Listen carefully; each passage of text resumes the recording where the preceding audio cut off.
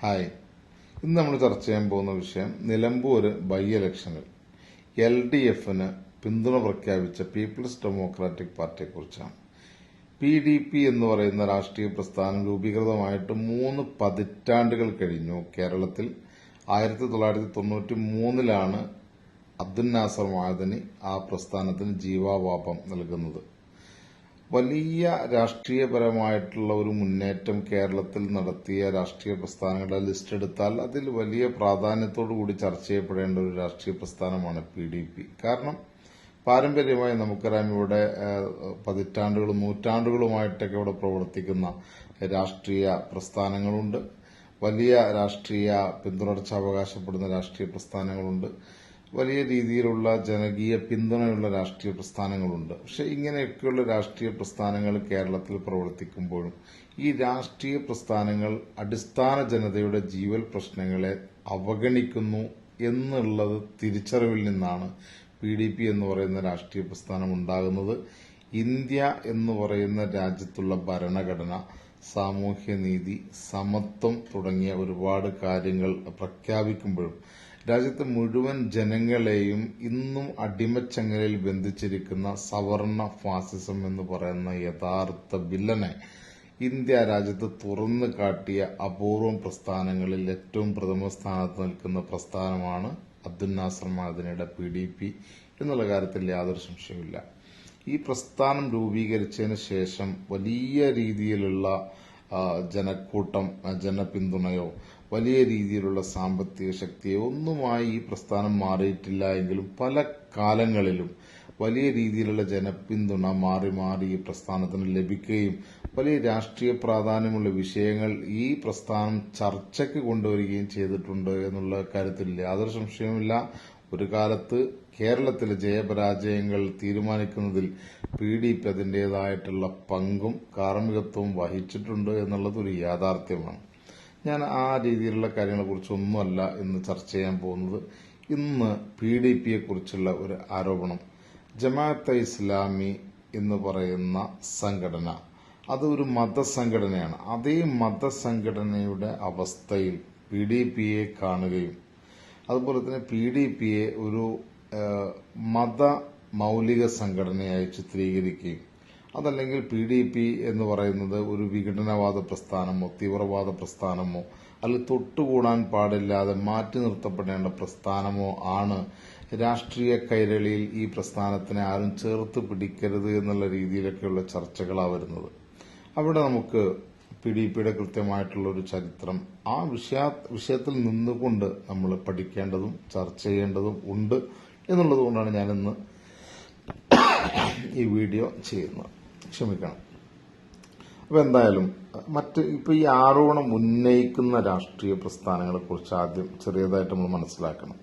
ഇപ്പോൾ UDFന്റെ ഘടകകക്ഷിയാണ് മുസ്ലിം ലീഗ്, കോൺഗ്രസ് ആണല്ലോ പ്രഥമ രാഷ്ട്രീയ പ്രസ്ഥാനമായിട്ട് UDFിലുള്ളത്. അപ്പോൾ ഈ കോൺഗ്രസിന്റെ ചരിത്രത്തിൽ എത്രയോ അക്രമ സംഭവങ്ങളും അക്രമ സമരങ്ങളും രാഷ്ട്രീയ കൊലപാതകങ്ങളും എല്ലാം കേരളത്തിലും കേരളത്തിന്റെ പുറത്തും നടന്നിട്ടുണ്ട് എന്നുള്ള കാര്യത്തിൽ യാതൊരു സംശയവും ഇല്ല. ഇനി അതിന് എണ്ണി നമ്മൾ തെളിവ് പറയേണ്ടതില്ല. മുസ്ലിം ലീഗിനെ സംബന്ധിച്ചും മുസ്ലിം ലീഗ് മലബാർ മാത്രം എടുത്ത് പരിശോധിച്ചാൽ ബോംബ് നിർമ്മാണത്തിനിടയിൽ ദാരുണമായി കൊല ചെയ്യപ്പെട്ട ആളുകളുണ്ട്. അതുപോലെ തന്നെ ബോംബുമായി പിടിയിലായ മുസ്ലിം ലീഗിന്റെ നേതാക്കന്മാരുണ്ട്. എത്രയോ രാഷ്ട്രീയ കൊലപാതകങ്ങളിൽ പ്രതികളായ മുസ്ലിം ലീഗിന്റെ നേതാക്കന്മാരുണ്ട്. AP വിഭാഗവുമായിട്ട് AP വിഭാഗങ്ങൾ തമ്മിലുള്ള തർക്കത്തിനിടയിൽ AP വിഭാഗക്കാരെ കൊലക്കത്തിക്കിരയാക്കിയതിൽ EK വിഭാഗത്തിനല്ല, EK വിശ്വാസികളെന്ന് പറയപ്പെടുന്ന മുസ്ലിം ലീഗിന്റെ അണികൾക്ക് വലിയ പങ്കുണ്ട്, നേതാക്കന്മാർക്ക് വലിയ പങ്കുണ്ട്. അതുപോലെ തന്നെ ഒട്ടനവധി കലാപങ്ങളെ കുറിച്ച് നമുക്കറിയാം. പല മേഖലയിലും ഉണ്ടായിട്ടുള്ള തർക്ക വിതർക്കങ്ങളും പ്രശ്നങ്ങളിലൊക്കെ മുസ്ലിം ലീഗിന് വലിയ രീതിയിലുള്ള പങ്കുള്ളതായിട്ട് നമുക്ക് അറിയാൻ പറ്റും. അപ്പോൾ ഞാൻ പറഞ്ഞു വരുന്നത്, ഇതൊന്നും അവരെ സംബന്ധിച്ചിടത്തോളം അവരുടെ രാഷ്ട്രീയ ചർച്ചകൾ വരുമ്പോൾ ഇതൊന്നും ചർച്ച ചെയ്യപ്പെടുന്നില്ല. അതിനാരും വർഗീയമായിട്ട് കാണുന്നില്ല, അക്രമമായിട്ട് കാണുന്നില്ല. ഇതൊക്കെ അവരുടെ ശക്തിയായിട്ടാണ് കാണുന്നത് എന്നുള്ളതാണ്. PDPയെ കുറിച്ച് പറയാനുണ്ട്. PDP രൂപീകൃതമായ 1993 മുതൽ ഞാൻ ഈ വീഡിയോ ഇടുന്ന സമയം വരെയുള്ള PDPയുടെ ചരിത്രം പരിശോധിച്ചാൽ എവിടെയും ഒരു വിധ്വംസക പ്രവർത്തനത്തിൽ ഒരു PDP നേതാവിന് നിങ്ങൾക്ക് കാണിച്ചു തരാൻ കഴിയില്ല. ഏതെങ്കിലും ഒരു രാഷ്ട്രീയ കൊലപാതകം PDP എന്ന് പറയുന്ന രാഷ്ട്രീയ പാർട്ടി നടത്തുകയോ അതിനെ അനുകൂലിച്ച് മുന്നോട്ട് വരികയോ ചെയ്തിട്ടില്ല. ഏതെങ്കിലും തരത്തിലുള്ള മതവൈര്യമുണ്ടാക്കുന്ന രീതിയിലുള്ള പ്രഭാഷണങ്ങളോ പ്രവർത്തനങ്ങളിലോ PDP മുന്നിട്ടിറങ്ങിയിട്ടില്ല. ഏതെങ്കിലും തരത്തിലുള്ള ഒരു കലാപത്തിന് കോപ്പുകൂട്ടുകയോ കലാപത്തിന് ആഹ്വാനം ചെയ്യുകയോ പാർട്ടിയുടെ ഏതെങ്കിലും ഒരു പ്രാഥമിക അംഗം പോലും അത്തരമൊരു പ്രവർത്തനം ചെയ്തിട്ടില്ല. ഇത്തരത്തിൽ നിങ്ങൾ പരിശോധിക്കുകയാണെന്നുണ്ടെങ്കിൽ ഇത്രയും സംശുദ്ധമായിട്ടുള്ള സാഹോദര്യവും സ്നേഹവും മുന്നോട്ട് വെച്ചുകൊണ്ട് പ്രവർത്തിക്കുന്ന ഒരു രാഷ്ട്രീയ പ്രസ്ഥാനത്തെ നിങ്ങൾക്ക് മറ്റൊന്ന് കാണിച്ചു തരാൻ കേരളത്തിൽ കഴിയില്ല എന്നുള്ളതാണ് സത്യം. PDPയെ സംബന്ധിച്ചിടത്തോളം ഈ അടുത്ത കാലഘട്ടങ്ങളിൽ നിങ്ങൾക്ക് വലിയ രീതിയിലുള്ള ജനപിന്തുണ ഒരുപക്ഷെ നേടിയെടുക്കുന്നതിൽ PDP എത്ര വിജയിച്ചിട്ടുണ്ട് എന്ന് ഞാൻ അവകാശപ്പെടുന്നില്ല. അതൊരു വലിയൊരു സാമ്പത്തിക ശക്തിയായിട്ട് ഉയരാൻ PDP കഴിഞ്ഞു എന്ന് ഞാൻ അവകാശപ്പെടുന്നില്ല. അത്തരത്തിൽ ഒരു ലക്ഷ്യം PDPക്കില്ല. PDPയെ സംബന്ധിച്ചിടത്തോളം ഇന്ത്യൻ ഭരണഘടന അനുസരിച്ച് ഇന്ത്യയിൽ ജനിച്ചു വീഴുന്ന ഓരോ പൗരനും സമത്വ ഭാവനയോടുകൂടി ജീവിക്കാനുള്ള അന്തരീക്ഷം ഇന്ത്യയിൽ സൃഷ്ടിക്കപ്പെടണമെന്നും അതുപോലെ തന്നെ ഇന്ത്യ എന്ന് പറയുന്ന രാജ്യത്ത് അവസര സമത്വം എല്ലാ വിഭാഗം ജനതക്കും ഉണ്ടാവണമെന്നും ഉള്ളതാണ് PDP മുന്നോട്ട് വെക്കുന്ന ആവശ്യം എന്ന് പറയുന്നത്. നമുക്കറിയാം, ഇന്ത്യയിൽ ബാബാ സാഹിബ് അംബേദ്കറിൽ നിന്ന് ആശയം ഉൾക്കൊള്ളുകയും ഇന്ത്യൻ ഭരണഘടന അടിസ്ഥാനപ്പെടുത്തി പ്രവർത്തിക്കുകയും ബാബാ സാഹിബ് അംബേദ്കർ മുന്നോട്ട് വെച്ച രാഷ്ട്രീയ കാഴ്ചപ്പാടുകളെ മുൻനിർത്തിക്കൊണ്ട് പ്രവർത്തന പദ്ധതികൾ തയ്യാറാക്കുകയും ചെയ്തിട്ടുണ്ട്. മതനിരപേക്ഷ പ്രവർത്തനങ്ങളെ മാതൃകയാക്കിയിട്ടുള്ളത് ശ്രീനാരായണ ഗുരുവിനെയാണ്. അതുപോലെ തന്നെ ഫാസിസ്റ്റ് വിരുദ്ധ പ്രവർത്തനങ്ങളുമായിട്ട് നമ്മൾ തുലനം ചെയ്യുമ്പോൾ ശ്രീമാൻ അയ്യങ്കാളിയാണ് PDPയുടെ മാതൃക. ഇങ്ങനെ വളരെ കൃത്യമായി ഇന്ത്യൻ ചരിത്രത്തെയും വർത്തമാന ഇന്ത്യയെയും എല്ലാം ചേർത്ത് നിർത്തിക്കൊണ്ട് മുന്നോട്ട് പോകുന്ന ആശയ സമൃദ്ധിയുള്ള ഒരു പ്രസ്ഥാനമാണ് PDP എന്നുള്ള കാര്യത്തിൽ യാതൊരു സംശയവുമില്ല. ഞാൻ മുന്നേ പറഞ്ഞു, ഒരു തലക്കുമുള്ള വിധ്വംസക പ്രവർത്തനങ്ങളെ പ്രോത്സാഹിപ്പിക്കാതെ സുതാര്യമായി ഇന്ത്യ രാജ്യത്ത് പ്രവർത്തിക്കുന്ന ഒരു രാഷ്ട്രീയ പ്രസ്ഥാനമാണ് PDP.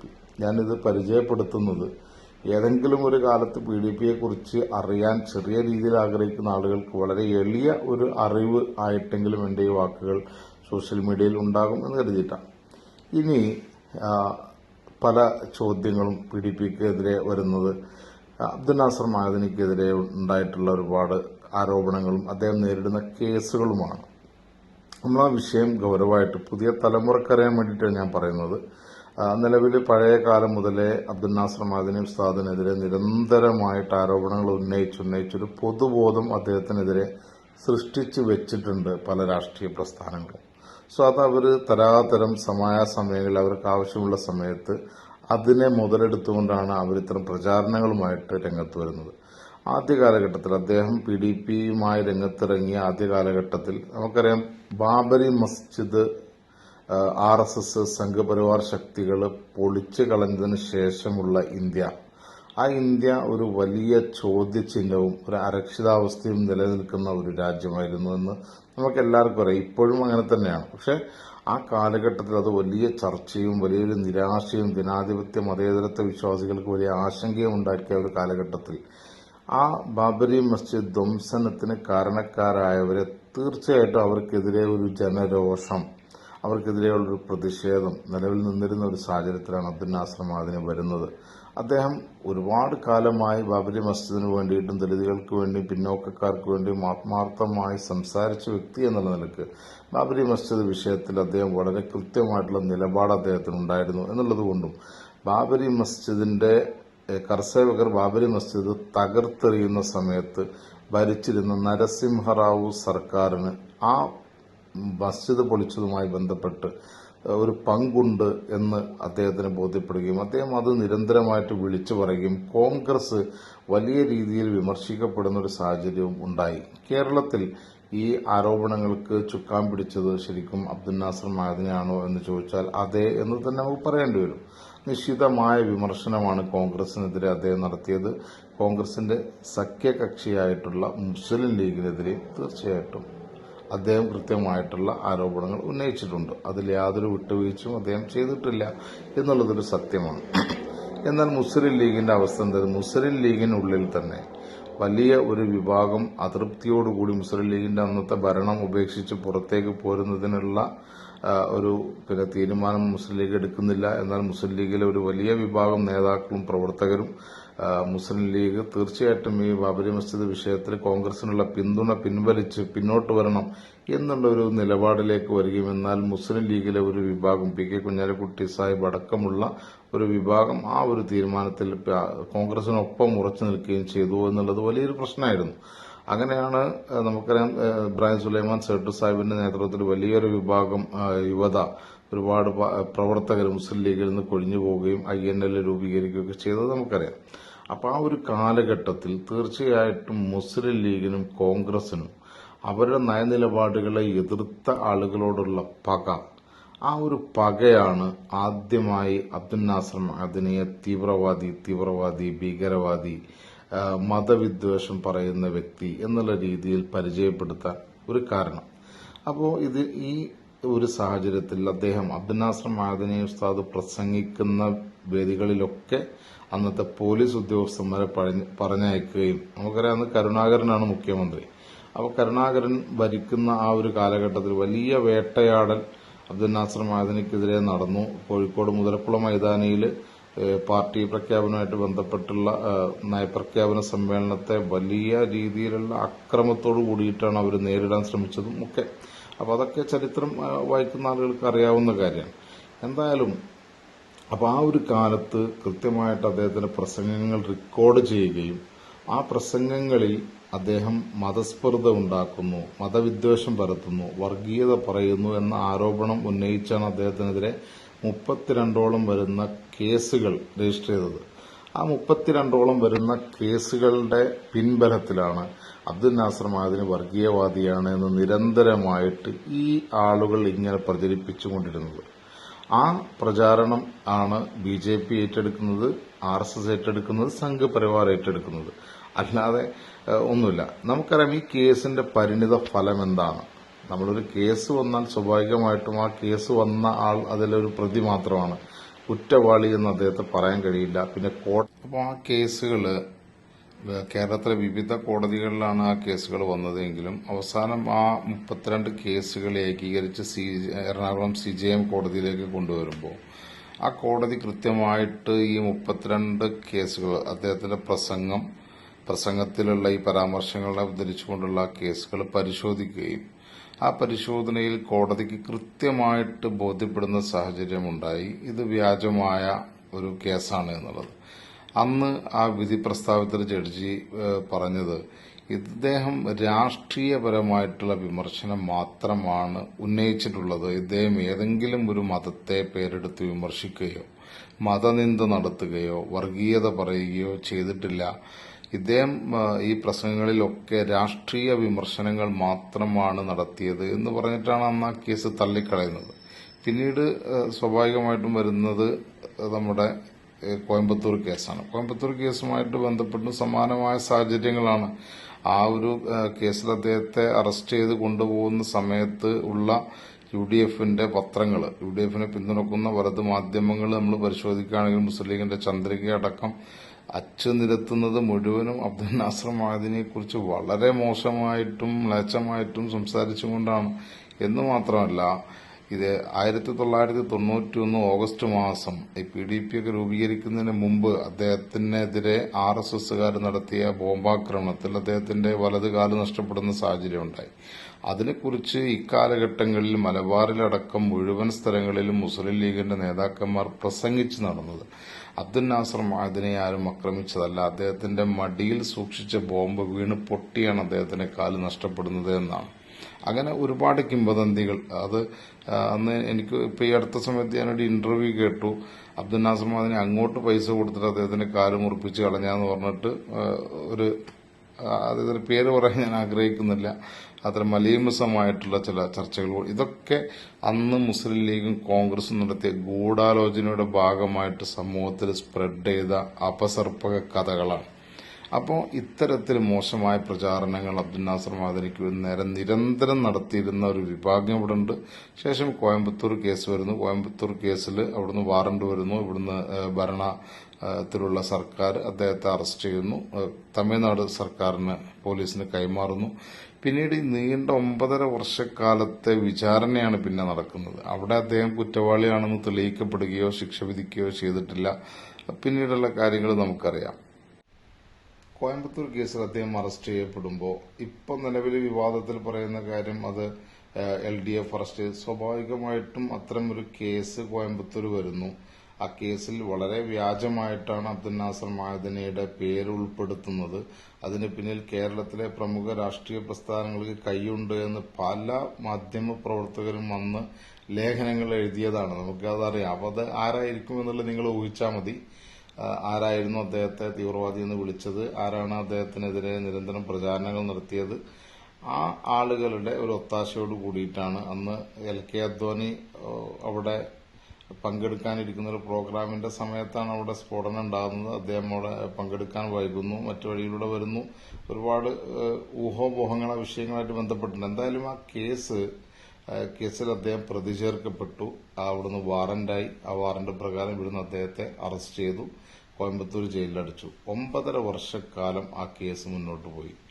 വിചാരണ നടത്തി ആ കേസ് തീർക്കാതെ 9.5 വർഷത്തിന് ശേഷം വിചാരണ നടന്ന് വിധി പ്രസ്താവന വരുമ്പോൾ കോടതി പറയുന്നു അബ്ദുൽ നാസർ മഅദനി കുറ്റക്കാരനല്ല, ഏതെങ്കിലും തരത്തിൽ ഈ കേസുമായിട്ട് അദ്ദേഹത്തിന് യാതൊരു ബന്ധവും ഇല്ല എന്ന് പറഞ്ഞുകൊണ്ടാണ് വിചാരണ കോടതി അദ്ദേഹത്തെ വെറുതെ വിടുന്നത്.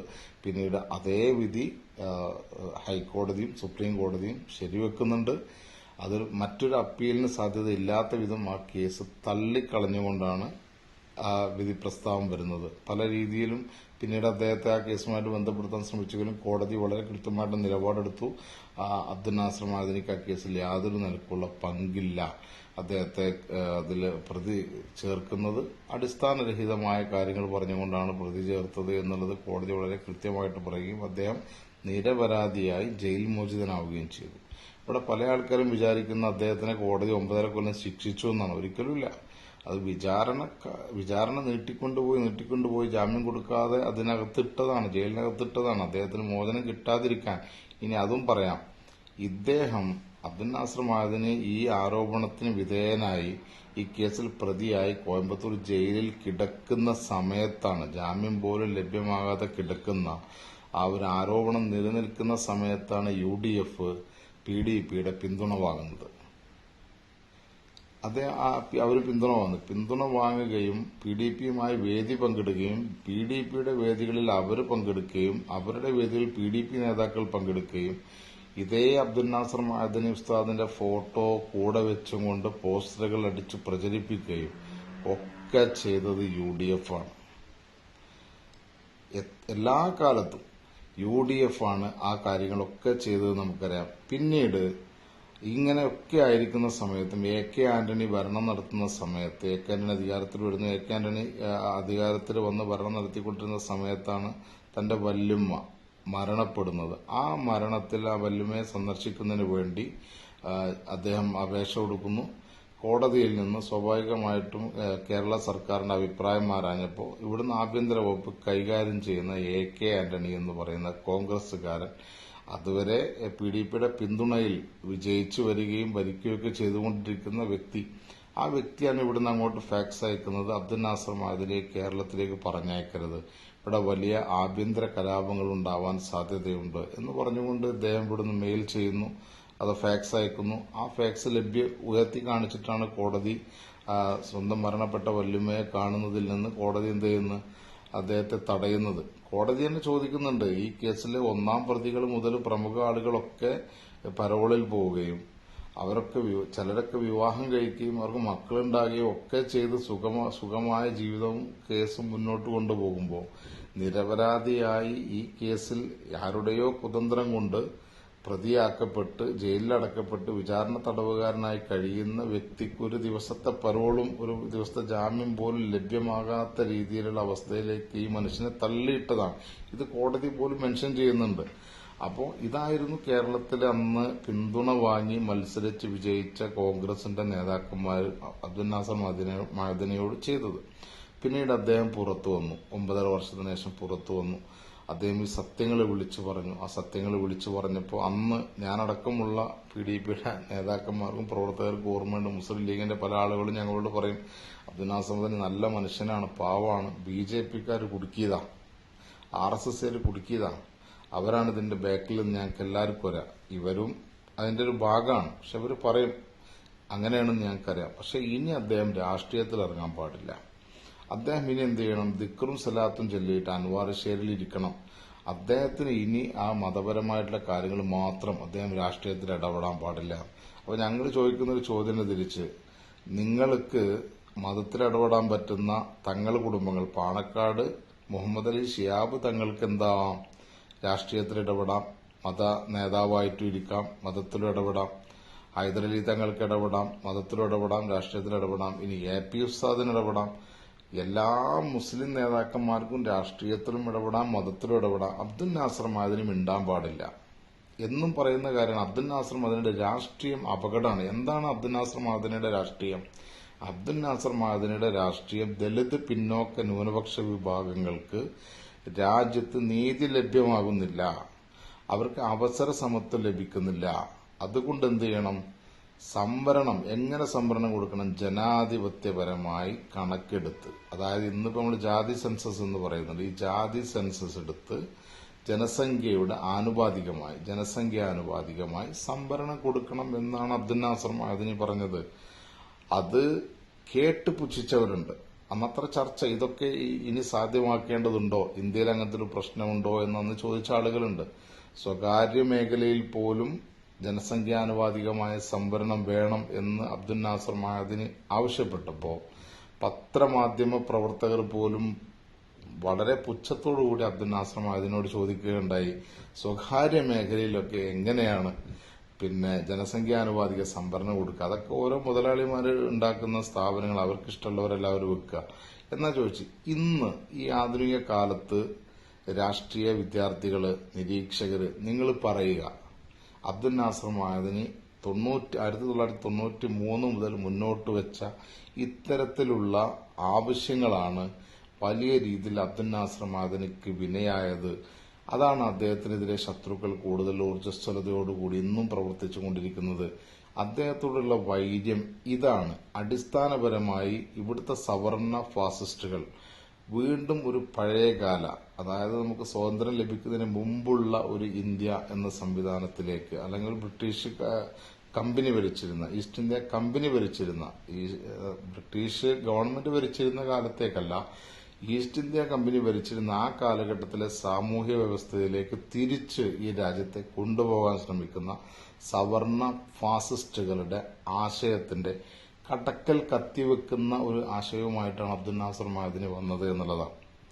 അപ്പോൾ ഭരണഘടനയിൽ ആമുഖത്തിൽ ബാബാ സാഹിബ് അംബേദ്കർ എഴുതി ചേർത്ത ഈ രാജ്യത്തെ എല്ലാ പൗരന്മാർക്കും ഈ രാജ്യത്തിന്മേലുള്ള അവകാശം തുല്യമാണെന്ന് പ്രഖ്യാപിക്കുന്ന സമത്വം എന്നൊരു വേർഡുണ്ട്. ആ വേർഡാണ് അബ്ദുൽ നാസർ മഅദനി ആവശ്യമായിട്ട് മുന്നോട്ട് വെച്ചിട്ടുള്ളത് PDPയിലൂടെ. അപ്പോൾ ഇന്ത്യയുടെ ഭരണഘടന അടിസ്ഥാനമാക്കി ആ ഭരണഘടന മുന്നോട്ട് വെക്കുന്ന ഒരു ഇന്ത്യ, ഒരു റിപ്പബ്ലിക്, ജനാധിപത്യ, ഡെമോക്രാറ്റിക് ആയിട്ടുള്ള ഒരു ഇന്ത്യ രൂപപ്പെടേണ്ടതുണ്ട് എന്നുള്ള ആവശ്യത്തിലേക്കാണ് ജനതയെ കൊണ്ടുപോകുന്നത്. അല്ലാതെ ഇവിടെ സർവീസ് സഹകരണ ബാങ്കിലെ അംഗമായിട്ട് കുറെ ആൾക്കാർ വരണം, അതല്ലെങ്കിൽ മറ്റെന്തെങ്കിലും സംവിധാനങ്ങൾ വരണം, അതല്ല. അവസര സമത്വം ഉണ്ടാകണം. ഇവിടുത്തെ ആദിവാസികൾക്കും ദലിതുകൾക്കും പിന്നോക്കക്കാർക്കും ന്യൂനപക്ഷങ്ങൾക്കും എല്ലാം അർഹമായിട്ടുള്ള പ്രാതിനിധ്യം തൊഴിലിടങ്ങളിലടക്കം എല്ലായിടങ്ങളിലും ലഭ്യമാകേണ്ടതുണ്ട് എന്നുള്ള ഒരു ബോധ്യത്തിലേക്ക് ഇവിടുത്തെ പാവപ്പെട്ട ജനതയെ കൊണ്ടുവന്നു എന്നുള്ളതാണ്. മറ്റത് ഇലക്ഷൻ വരുമ്പോൾ ഒരു 100 രൂപയോ 10 രൂപയോ ഒരു പൊതി ചോറോ കൊടുത്തുകൊണ്ട് ഞങ്ങൾക്ക് സിന്ദാബാദ് വിളിക്കാനും വോട്ട് കുത്താനും വേണ്ടിയുള്ള ഒരു അതാണ് ദലിത് പിന്നോക്ക ന്യൂനപക്ഷ ഐക്യം എന്ന അബ്ദുൽ നാസർ മഅദനി നിരന്തരമായി പറഞ്ഞുകൊണ്ടിരുന്നത്. ഈ ഒരു മുദ്രാവാക്യം, ദലിത് പിന്നോക്ക ന്യൂനപക്ഷ ഐക്യത്തിലൂടെ ഫാസിസ്റ്റ് വിരുദ്ധ മുന്നേറ്റം സാധ്യമാകുമെന്നും രാജ്യത്തിന്റെ മോചനം സാധ്യമാകുമെന്നും രാജ്യത്ത് സമത്വവും സാമൂഹ്യ നീതിയും നിലവിൽ വരുമെന്നും പറയുന്നതാണ് ഈ ഫാസിസ്റ്റ് ശക്തികളെ ഏറ്റവും വലിയ ഭയപ്പെടുത്തുന്ന കാര്യം. ഇവിടെ കോൺഗ്രസ് അടക്കമുള്ള UDFും BJP അടക്കമുള്ള സംഘപരിവാറും കൈകോർത്ത് ഒറ്റക്കെട്ടായിട്ടാണ് അബ്ദുൽ നാസർ മഅദനിയെ തകർക്കാനുള്ള ശ്രമം നടത്തിയത് എന്നുള്ള കാര്യത്തിൽ യാതൊരു സംശയമില്ല. ഇപ്പോൾ നിങ്ങൾ ചിന്തിച്ചു നോക്കൂ, നമ്മുടെ ശബരിമല വിഷയം. BJPയുടെ നേതാക്കളും പ്രവർത്തകരും അടങ്ങിയ ആളുകളാണ് സുപ്രീം കോടതിയിൽ ആ ശബരിമലയിൽ സ്ത്രീ പ്രവേശം വേണമെന്ന് പറഞ്ഞ് കേസ് കൊടുത്തത്. സുപ്രീം കോടതിയിൽ നിന്ന് വിധി വന്നു. ആ സുപ്രീം കോടതി വിധി നടപ്പിലാക്കേണ്ടത് കേരള സർക്കാരാണ്. കേരള സർക്കാർ സ്വാഭാവികമായിട്ടും ആദ്യഘട്ടത്തിൽ അതിനെതിരെ സുപ്രീം കോടതിയിൽ കക്ഷിയേറുന്നു. പക്ഷേ സുപ്രീം കോടതി താക്കീത് നൽകി. ആ താക്കീത് പ്രകാരം അത് നടപ്പിലാക്കാനുള്ള ശ്രമം ഇവിടെ നടത്തി. പെണ്ണുങ്ങളെ കയറ്റാൻ വേണ്ടി നടത്തല്ല, അതിനുള്ള സ്വാതന്ത്ര്യമുണ്ട് എന്ന് പ്രഖ്യാപിക്കുകയും സംവിധാനങ്ങൾ ഒരുക്കുകയും ചെയ്തു. ആ ഇപ്പൊ ഹിന്ദു വിഭാഗത്തിൽ നിന്നാണല്ലോ അവിടെ പോകുന്നത്. അവരെ സംബന്ധിച്ച് അവരുടെ ആചാരം ലംഘിക്കാതിരിക്കാൻ അവർ ശ്രദ്ധിച്ചാൽ മതിയാകും. അവരങ്ങോട്ട് കയറാതിരുന്നാൽ മതി. പക്ഷെ എന്താ സംഭവിച്ചത്? RSS സ്വാഭാവികമായിട്ടും BJP ആണ് അവിടെ സ്ത്രീകൾ കയറണമെന്ന് പറഞ്ഞുകൊണ്ട് കേസ് പോയത്. ശേഷം അതിനെതിരെ രംഗത്ത് വന്നതും BJP തന്നെ. അവർക്ക് ഒത്താശ കൊടുത്താരാ? ഈ UDF ആണ്. എന്തുകൊണ്ടാണ്? LDFനെതിരെ, ഇടതുപക്ഷത്തിനെതിരെ മതവികാരം ഉയർത്തിവിട്ടുകൊണ്ട്, മതശക്തികളെ ഉയർത്തിവിട്ടുകൊണ്ട് എന്ത് ചെയ്യണം? ഈ LDFനെ തകർക്കണം. അതിനു വേണ്ടിയിട്ടാണ് അവർ ആ ശ്രമം നടത്തുന്നത്. അപ്പം നിരന്തരമായിട്ട് ഒരു BJP, RSS, സംഘപരിവാർ കൂട്ടുകെട്ട്, UDF കാലങ്ങളായിട്ടൊരു അന്തർധാര ഇവർ തമ്മിലുണ്ട്. അത് മൂടി വെച്ചുകൊണ്ട് LDFനെ പിന്തുണക്കുന്ന ആളുകൾക്കെതിരെ വ്യാജമായി തീവ്രവാദ, ഭീകരവാദ ചാപ്പ കുത്തിക്കൊണ്ടിരിക്കുകയും അവരുടെ മീഡിയകളും മാധ്യമങ്ങളും ഉപയോഗിച്ച് നിരന്തരം കരിവാരി തേച്ചുകൊണ്ടിരിക്കുകയും ചെയ്യുക എന്നുള്ള അവർ ചെയ്യുന്നത്. അതുകൊണ്ട് ഇതൊക്കെ വളരെ വ്യാജമായ, ഖേദകരമായിട്ടുള്ള ഇടപെടലുകളും സംസാരങ്ങളുമാണ്. PDPയെ സംബന്ധിച്ച് നിലപാടുള്ള രാഷ്ട്രീയ പ്രസ്ഥാനമാണ്. അതിന്റെ നേതാവ് അബ്ദുൽ നാസർ മഅദനിയാണ്. അദ്ദേഹത്തിനെതിരെ ഒരുപാട് ആരോപണങ്ങളുണ്ട്. അതൊക്കെ ഈ BJP സംഘപരിവാർ ശക്തികൾ നിർമ്മിച്ചെടുക്കുന്നതാണ് എന്ന ഉത്തമ ബോധ്യം ഇവിടുത്തെ സാധാരണ ജനങ്ങൾക്കുണ്ട്. PDP എന്നും ജനപക്ഷത്ത് നിൽക്കുന്ന, സാമൂഹ്യ നീതിക്ക് വേണ്ടി പോരാടുന്ന പ്രസ്ഥാനമാണ്. ചെറിയ കുറച്ചാളുകളേ ഉള്ളൂ, വലിയ പണമോ സംവിധാനങ്ങളൊന്നുമില്ല. എങ്കിലും ആശയത്തിന് ഒരു ദാരിദ്ര്യവുമില്ലാത്ത ഒരു പ്രസ്ഥാനമുണ്ടെങ്കിൽ, സത്യസന്ധവും സ്നേഹവും സാഹോദര്യവും ഉയർത്തിപ്പിടിച്ച് മുന്നോട്ട് പോകുന്ന ഒരു പ്രസ്ഥാനം കേരളത്തിലുണ്ടെങ്കിൽ അതിലൊന്ന് PDP ആണ് എന്നുള്ള കാര്യത്തിൽ യാതൊരു സംശയവുമില്ല. ഈ വലത് മാധ്യമങ്ങളും UDF അടക്കമുള്ള പ്രതിപക്ഷ പാർട്ടികളും അതുപോലെ തന്നെ BJPയും സംഘപരിവാറും അടക്കമുള്ള രാഷ്ട്രീയ കോമരങ്ങളും എന്ത് തിട്ടൂരം എഴുതിയിട്ടാലും ശരി, അതൊന്നും കേട്ട് മുട്ട് വിറക്കാനും മുട്ടിലെറിയാനും PDPയെയും അബ്ദുൽ നാസർ മഅദനിയെയും കിട്ടില്ല. ഞങ്ങൾ ഞങ്ങളുടെ നിലപാടുമായി ഉറച്ച മുന്നേറ്റം നടത്തുമെന്നുള്ള കാര്യത്തിൽ യാതൊരു സംശയവുമില്ല. ഇന്ത്യക്ക് വേണ്ടി, ഇന്ത്യയോടൊപ്പം സാഹോദര്യത്തോടെ ഞങ്ങളുണ്ടാകും. ജയ് ഹിന്ദ്.